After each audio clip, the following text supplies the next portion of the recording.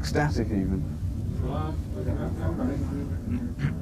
Okay, so if I can start off just getting a brief history of the band, how you met, how you came to work together, that sort of thing. I guess that means me start, huh? All right. While I was recording my second solo album, Long Hard Look, I had the good fortune to have Viv playing about 3 tracks, and we struck up a friendship and talked about working together at some point in the future. At the time, he was involved in a group called River Dogs. A short time later, upon their demise, we again spoke about putting something together, and along with Bruce Turgan, the bass player and co-writer of a lot of the songs, we ventured out as a band, looked for a drummer, and began putting together what would become the first Shadow King album. Splendid. And what sort of experience do you think you brought to the band, the Shadow King band, from your previous solo stuff? Obviously you did in D.O. Whitesnake, that sort of thing. Well, I brought a lot of years of working with Foreigner as lead vocalist and writer and co-writer of just a bunch of songs. And again, 2 albums worth of solo material. Just a lot of experience and hopefully a strong vision and some very definite focus on what Shadow King could be as a rock band. Did you, I mean, obviously having done 2 solo albums, did you feel it was important that the band was billed as a band rather than Lou Gramm and Shadow King or Lou Gramm and Vivian Campbell? Yeah, I think there was a lot of opinions outside of the band on how it ought to be handled, but from within the band we unanimously wanted it to be a band name, not Lou Gramm Band or Lou Gramm and the name of a band. We wanted it to be a band because that's exactly what it is. Brilliant. And do you think that the albums, mainly the songs that are a collaboration between you and Bruce, do you think that will the album represents the band at this stage, or do you think that it'll change when maybe do the next album there's more writing from Vivian and Kevin as well? I think at this point it's a representative first step. I see Viv's participation in writing and in singing and basically all aspects as increasing. I think once the band gets on the road, performs together as a band, and starts, presenting input from our experiences together as a band, we'll grow creatively, and you'll see different facets emerging. Splendid. And after spending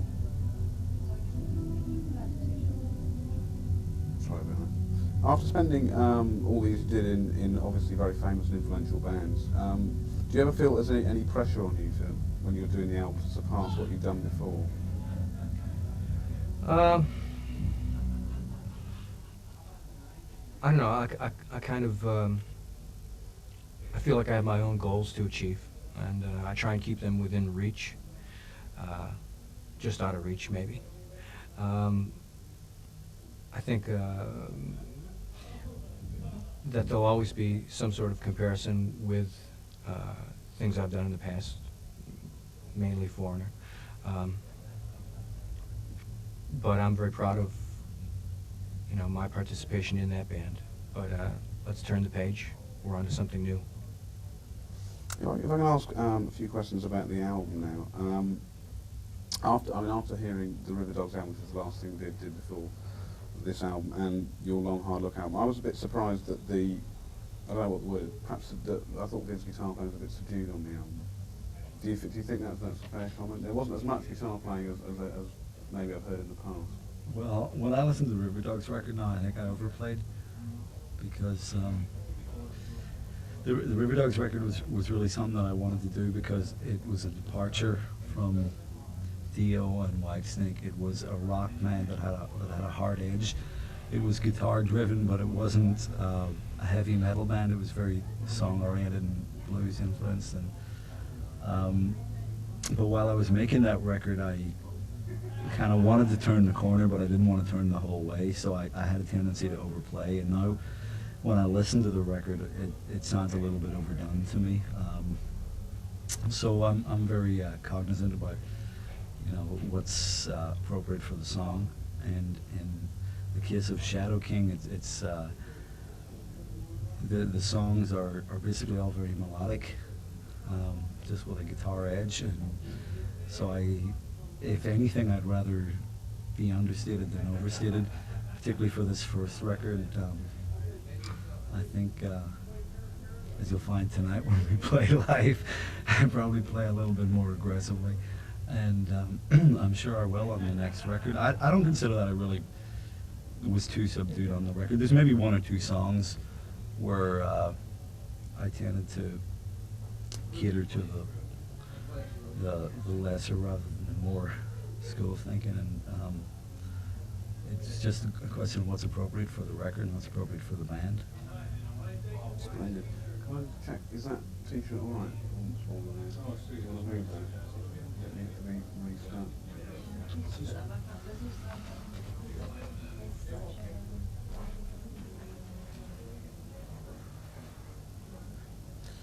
Okay, if I can ask about Keith Olsen now, who produced the album. Obviously he's a very big name producer, but also, I thought with the experience you both got, and Bruce as well, you could perhaps have produced the album yourselves. Obviously, putting the band together, you know where you're going, you know what you're doing. Did you feel that you needed someone else there that was not in the band, just to give an objective opinion? I think in the case of the first record, it was real important to have someone, because it was all just coming together, all the people and the songs. And I think it was important to have someone who could be objective, but yet shared the experience that the people in the band have. And Keith was well qualified on a number of counts because he's produced a lot of very, very successful records, and he'd worked with Lou in the past on a Foreigner record. I'd worked with him briefly on some Whitesnake material, and we were familiar with his work. And he's a great vocal producer, and he has very good pop sensibilities and good radio ears for making FM sounding records.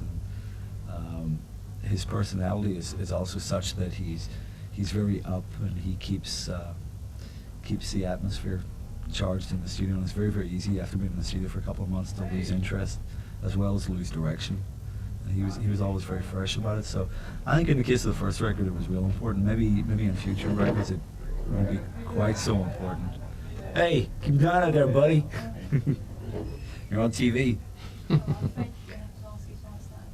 No. Sorry about that. That was very interesting. Shall I repeat myself? Yes, sorry.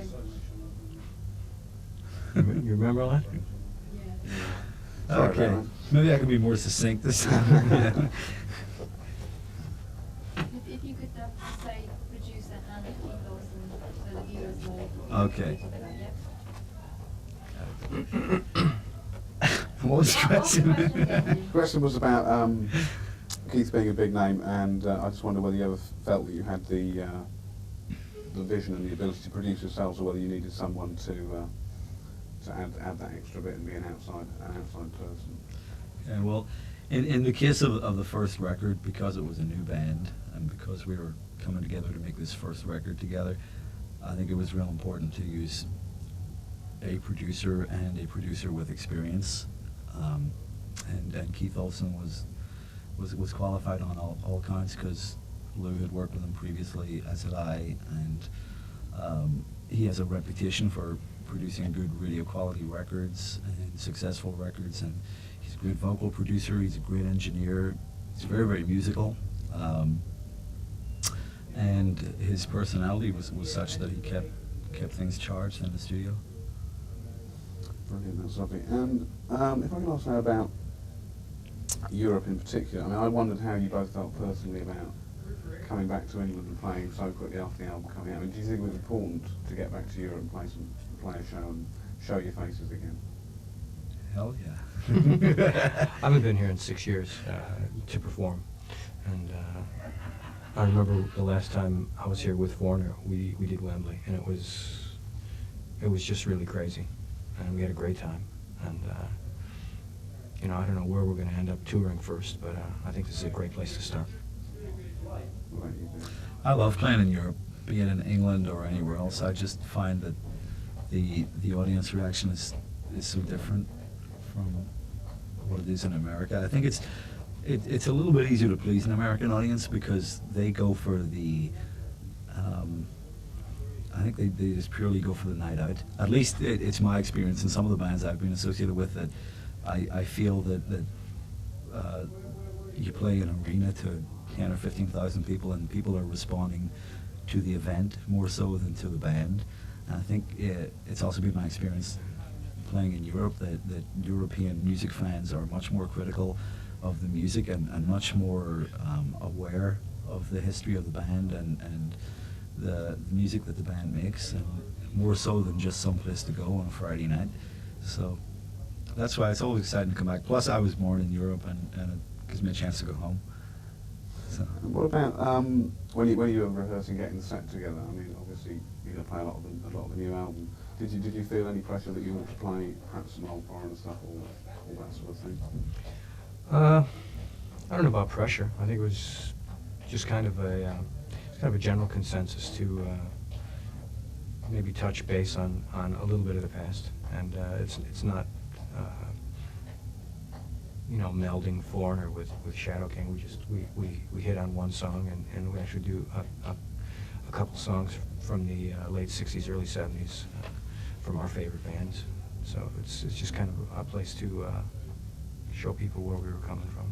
Do you think you need to approach gigs in a different manner in song terms in Europe as opposed to the States?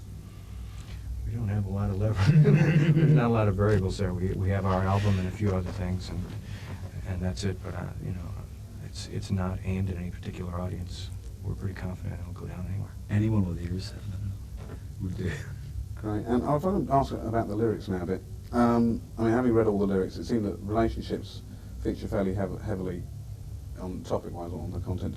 I mean, do you ever feel that you need to move away from that subject and it gets a bit overdone, a bit tired? I don't think that this album overdid it at all. I think there's it's probably 50-50 on just expressing emotions, not having to do with the relationship, commenting on the state of the world, reflection on oneself, like the song "Boy" is just, you know, this is what I am, take it or leave it. I don't think there's an overkill in the love relationship. We hit on that a couple times, and that's about it. And I want to ask about one song in particular that interested me, which was I think it's the only song that you wrote with Vivian, which was "Russia." I wonder whether that was actually written about a political sort of thing, or what the inspiration behind that song was. I think the guitar line was actually so haunting, and the mood of the song very ethnic, that it can either be interpreted as a personal relationship or a call to mother country. It's really wide open. It works anyway. And what about any other plan? I mean, obviously you come over with this one show. Are you looking to come back to Europe fairly soon again? We'd like to, as soon as they'll have us. So we've just signed with an agency, and they promised us something pretty good for 1992. We're gonna need all of that to establish this band, but we don't know what it is yet. So. Splendid. I think that covers everything I had down here. I cut you off, bud? I just want to see whether there's anything that... Bastard. Get me later if I don't. I just wanted to ask if there's anything that I didn't ask that you'd like to talk about, any particular things that I may have missed. Want to talk about Knitter? Nah. No. Actually, Vivian, perhaps you could say about your previous bands and the experiences you brought to Shadow King, and also did you share the same vision as Lou as what you wanted the band to be? Was it like very forgetting, sorry if you talked to Jim. Okay, So it'd be answer your nice to question. have, like, both of you talking about that. Good point. Okay. Well, Jim. I don't know. This is a very different band from what I've been associated with in the past. Not only musically but personally. For one thing, I mean, the major bands that I've been associated with in the past have been really hardcore rock bands. Like Dio was a real heavy metal band in every sense of the word, and Whitesnake was a very hard rock band too. But there's a difference here musically because there's a very strong emphasis on melody, and Lou's a very different singer from Ronnie Dio, very different indeed. I mean, Lou's a real soul singer, and there's a lot more space in the music. And as I said before, with the River Dogs, I was trying to musically move into something that was different for me. I still want to play guitar, and I still want to challenge myself as a guitar player, but I felt more comfortable playing in a blues style and going for a less is more approach. And so I don't really know. I guess to this band I brought an edge more than anything else. You know, I'm probably the heavy-handed one. You know, I'll be the one who's going to be too loud. You know, or That's right. no. But other than that, I'm a funny one. You just do the vision bit as well. The bit about the vision. No, that was That good. was That's actually really excellent. happy with This song you mentioned just now, Russia. Mhm. Are you going to be playing that live Mhm. tonight? It would help us greatly if you could answer that again, Lou, because you didn't actually answer the statement. If you could say the song, you know, what you said about the song being inspired actually by the guitar. Mhm. Would you mind doing Sure. that one again for us? Because that would be nice. Yeah, if you just mention the song title. Okay. When Viv first played me there's a little cassette tape of this kind of guitar pattern he had. It struck me as being very ethnic and very infectious. And basically, we hit upon a lyric right away. The song was called Russia, and it doesn't have to be a real personal relationship type of interpretation. It could be a call to Mother Country.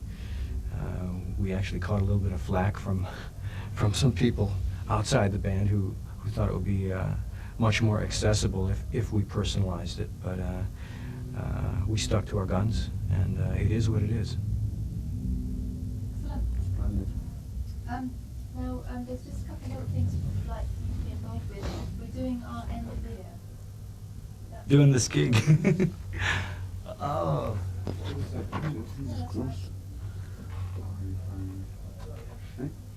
Jazz collapsing under this one.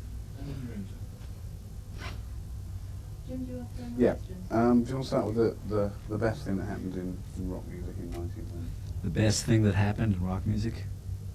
That's the one that's got me stumped. I have Right. to start with the hard We one. start with the best LP of the year. Okay. The best My album. favorite album of the year. So I'm trying to think if it came out this year or last year. I think it may have been the start of this year, and that was a band called the Rembrandts, which I really love. And the reason why I love it is because, you know, I love the Beatles and I love pop music in general, and I love warm sounding records, and it's a really honest sounding record. It was recorded actually on a demo format, basically a 16-track half-inch format, by a guy called Danny Wilde, who's a singer in the band, and it just sounds really refreshing to me in this era of overblown production, that a record like that could come across so well, at least as it did to me, and gets my vote. What about the best gig you went to this year?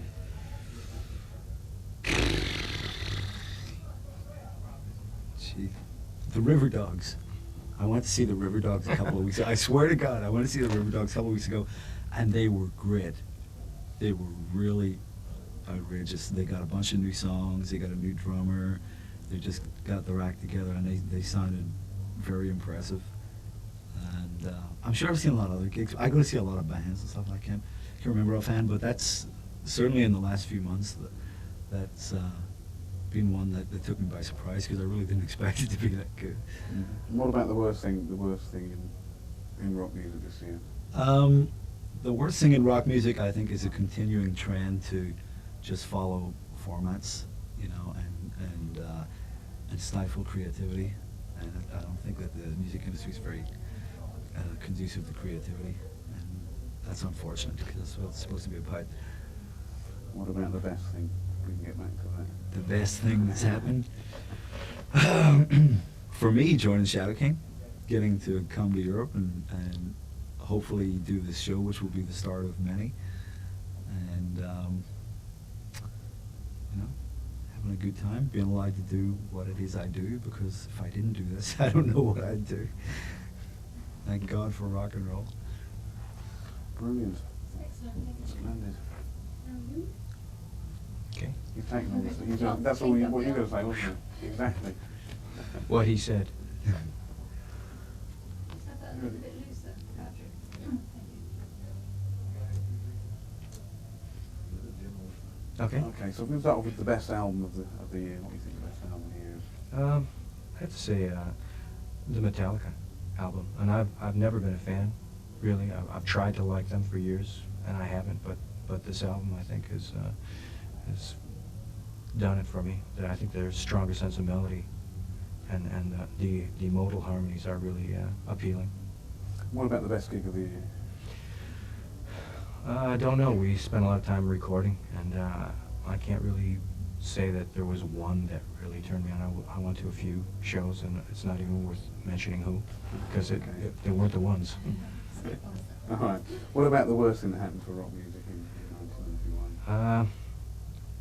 I think we lost a lot of good people in rock, from Steve Marriott, Steve Clark. Geez, I don't want to start naming names because I know I'm going to forget somebody, and they were all important, and they'll all be missed.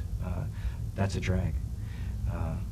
Also, the continuing tightened format and the absence of rock on the charts is a little bit depressing, but I think it's going to change. Right. What about the best thing? The best thing of the year? For me, completing this album and feeling like I've accomplished something new and vital and fresh, and having a good bunch of people around me. Splendid. That's great. Okay, that's it for you guys. Thank you very much. Bye. Okay, so what was your favourite LP of the year? I think it's got to be the new Nirvana album. And what about the best gig of the year for you? I don't know if it was everybody's best gig, but I really enjoyed the latest AC/DC tour. And what about the worst thing that happened in rock music, or to rock music? The worst thing that I can think of, it's pretty close to home, is the Bill Graham tragedy. And what about the best thing? The best thing's got to be this album, Shadow King. Lovely. Yep, spot on. Okay. Brilliant. Should I get out of here now, or just slide over? You can up to you and she'll. Okay. You set now. Oh, no, What do I'm we not. start I with? still don't have an album. Pick an album, any album. What was the last album you listened to that came out this year? Ours. Led Zeppelin. Well, we put That's so not much time working. into this record this year, we don't get out much. What else did we hear that was good? I'm trying to think some of the other product that we got in. Yeah, from Atlantic. Rock. Look at you. Yep, look at me. Okay, so what was your favourite album of the year? I'll have to say the new Julian Lennon album. And what about your favourite gig of the year? Favorite gig was Kiss. They had the old show at the Pyro and everything. It was just great, like the old days. And what about the worst thing that happened to music this year? I think all the deaths in and around the music industry were probably the worst thing. Sorry. And what about the best thing? Best thing? Well, of course, this album, Shadow King. So you better just do the Yeah, worst we can just do the thing. worst thing again because I interrupted you. Okay. Won't ever do that. Ever do that again. So what was the worst thing that happened to you this year? I'd say all the deaths that happened in and around the music industry.